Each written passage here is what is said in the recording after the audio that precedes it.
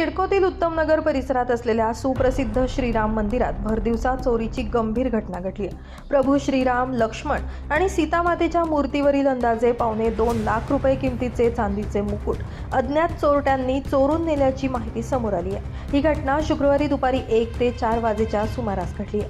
मंदिर प्रशासनाच्या निदर्शनास ही बाब येताच परिसरात खळबळ उडाली। भाविकांमध्ये संतापाची लाट उसळली असून मंदिरासारख्या पवित्र स्थळी देखील चोरी होत असल्यानं सुरक्षेचा प्रश्न ऐरणीवर आलाय। भरदिवसा ही घटना घडल्यानं स्थानिक नागरिकांनी चिंता व्यक्त केली आहे। शुक्रवारी पुसाला येते इथं मी पुढचं मेन गेट खोललं तर त्याला नुसती आतून कडी होती। मग मी त्या अलकाबाई त्यांच्याकडे चावी असते ती चावी घेऊन आली ते म्हटलं का याला कुलूपच नाही। मग ते कुलूप नसल्यामुळे मी आतून हात घातला आणि ती कडी उघडली, आतमध्ये आली। मग ते कपडा घेतला, इकडे तिकडे पुसला आजूबाजूला आणि नंतर मग दिवा विझलेला होता, दिवा लावायसाठी मी गेली तिथं। तर मी असं मूर्त्यांकडे पाहिलं तर ते मुकुट नाही। मग लगेच मी त्यांच्याकडे गेले, म्हटलं आहो इथं मुकुटच नाही म्हटलं।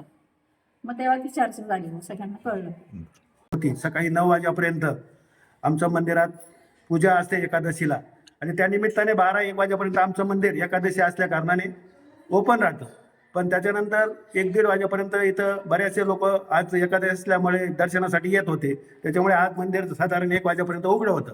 त्याच्यानंतर मंदिर बंद करून आणि आमच्या महिला 4 वाजता परत मंदिर ओपन करून आणि साफसफाईसाठी आल्यानंतर मंदिराच्या मूर्तींकडे लक्ष गेल्यानंतर बघितलं की आमच्या राम, लक्ष्मण आणि सीता तिघं मूर्तींचे चांदीचे मुकुट हे मूर्तींच्या मुकुटवर चेहऱ्यावर नव्हते आणि ती गाळ झाली, चोरी झाली असं लक्षात येताच त्या 1.5 ते $2.25 लाख किमतीचे मुकुट होते आणि ते मुकुट म्हणजे आमच्या मूर्तींचं एकदम वैभव होतं। आणि आता पाहिल्यानंतर आम्हाला इतकं दुःख झालं की घटनेची माहिती मिळताच अंबड पोलीस ठाण्याचे अधिकारी आणि कर्मचारी तात्काळ घटनास्थळी दाखल झाले।